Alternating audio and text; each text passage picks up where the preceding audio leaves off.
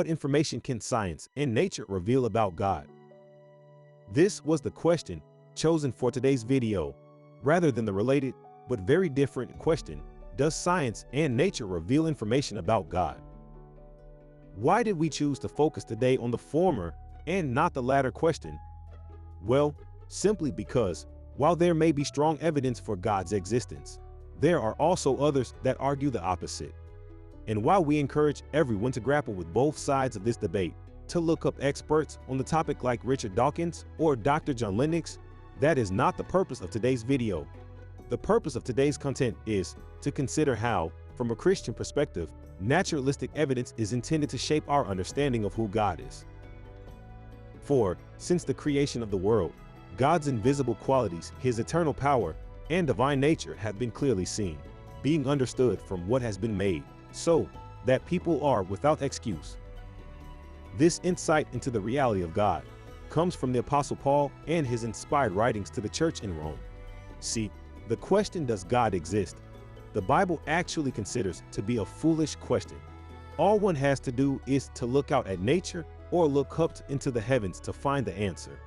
In fact, so obvious is the existence of God that the Bible never even bothers attempting to establish any form of argument in defense of God's existence. Rather, it simply asserts that, in the beginning, God was. The Apostle Paul goes even further in his statement. He argues that not only can we know with confidence that God exists from what's been created, in the same way that when we see a painting, we can know there was a painter, or when we see a building, we can know there was a builder, but two, we can also interpret what we see and discover nature to inform us as to what God may really be like. So, let's now consider what conclusions we can make about God because of what we know about nature and what we know about reality in general. The first conclusion we can make about God is that he is the ultimate creator or first cause over everything. Since the discovery of Einstein's theory of relativity, we have come to confidently assert that the universe had a beginning at some fixed point in the past and is not eternal like the ancient Greeks once believed. The question then naturally arises, what then was the cause of this beginning? The most widely accepted theory is that there once existed a large state of concentrated matter that, at one point, exploded in a Big Bang type fashion. This explosion would end up resulting in the creation of elements, galaxies, and planets. Now, assuming this to be true, would this Big Bang count as the cause of the beginning? No, it wouldn't. It would only push the actual beginning further back. Because then we need to ask, where did this original, concentrated matter come from? Because we know that matter cannot be created or destroyed, the most logical deduction we can make is that something or someone of non-material substance, aka God, was the first cause that created this physical universe. The second deduction we can make, this time from reason, is that God is eternal and uncreated. If God pre-existed the beginning of everything physical, then that would also include the concept of time itself. God's eternality and uncreatedness, however, can be a difficult thing to conceptualize. So let's try to explain it further by demonstrating God's uncreatedness by answering the classic schoolboy question, who created God? If God was really created by something else, like some mega god for example, that would again, like the earlier question, would only kick the can further down the line. And we then have to ask, who created this mega god that created our God? No, there must be some uncreated first cause that has always existed, that from which all other created things could have come into existence.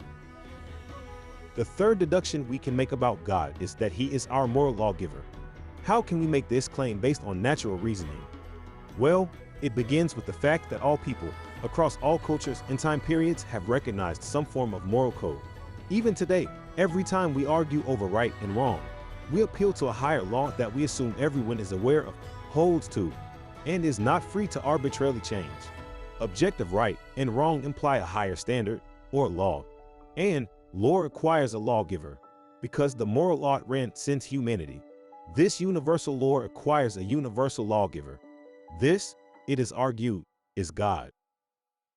In conclusion, while we could have gone deeper into our analysis, from these examples alone, we can see that nature does indeed serve as a guidepost for us, indirectly pointing us towards God. But, truth be told, We can only learn so much about God through naturalistic means. If God is really the creator of our universe, then he is more powerful and grand than we can possibly imagine. Furthermore, if we are to ever really understand who God is and what he requires, then God has to reveal himself directly to us. This is called divine revelation, and it's what we'll be exploring next time.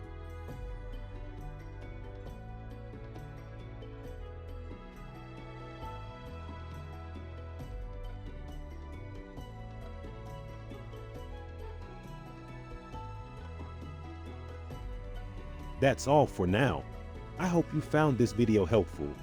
If you're interested in learning more about theology, go check out the rest of our theology content on the platform. Until next time, God bless.